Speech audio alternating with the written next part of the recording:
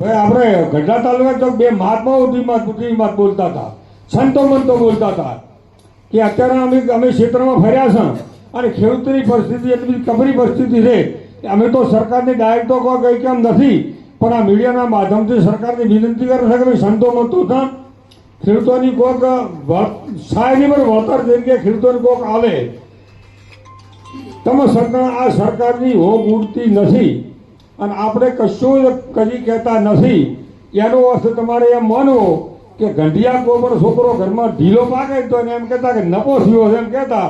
એટલે આપણે ખેડૂતો બધા નપો છે, મોય ખેડૂતમાં આવશે ને મોય પણ નપો થયો છું એમ કેવું તો સાચી વાત કહેવાય. કારણ કે આટલી બધી પરિસ્થિતિ ખરાબ હોય અને ખેડૂતના છોકરાને મોઢે બોલવાની તાકાત ના હોય. સરકારના બાપની જવાબદારી છે.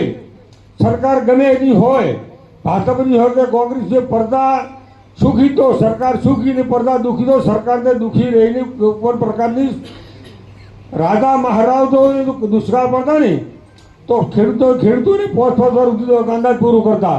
સરકાર કોઈ અત્યારે નવાઈ પૂરું કરતી નથી. સરકાર કોઈ પણ પ્રકારના ખેડૂતોને મદદ કરે નહીં, એમાં નવાઈ કરતી નથી. પણ આપણે ભાજપથી શીખે શું બિયા જાય છે કે એક અક્ષર બોલી કહેતા નથી તો મિટિંગમાં બોલા. મને હમણાં એક દાડા ગુલાબ છે કીધું નામ નહીં આવેલું, કારણ કે આટલા ગોમના સાહેબ એટલું બધું પાણી નુકસાન કર્યું અમે રેલી કાઢી કે કોઈ રેલીમાં આવ્યું નથી. તમારે રેલીમાં આવવાથી બે આવશે. પાછલે બાણે અમારે એમ કહેવું છે બાવડે પૈસા બાવડે ચોક મદદ કરતો હો. અમે મિટિંગો બોલાવ્યા ત્યારે તમારે શરમાવું છે ભાજપવાળાથી તો કોણ પૈસા છે એમ કહેતો કોઈ ઘરમાં કોઈ નથી આવવાનું. એટલે મહેરબાની કરી અને આંદોલન બીજું કોઈ કરશો તો મળશે તો કોઈને કશું મળવાનું નહીં, કોઈ ભળવાનું નથી.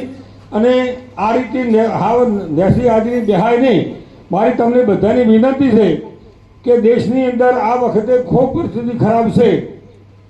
એમાં ખેડૂત માટે તો 2081-82 વર્ષ એટલું ખરાબ છે કે અમારે કાલે રાતે વરસાદ પડ્યો છે. મોટા ભાગની મગફળી બગડી ગઈ છે. એટલે સરકારને મદદ કરવી પડે ને આપણે વધારે કમર કસીને કાંઈક કરવું પડશે. અને નહીં કરો તો કશું ભાળશો નહીં. તમને બધાની મારી વિનંતી. ખૂબ નવા વર્ષના રામ રામ અને ખૂબ તમારો પ્રગતિશીલ હંધી વિડે ખૂબ તમારો સારો એ મારી શુભકામનાઓ એટલે મારી વીરમાલું જય.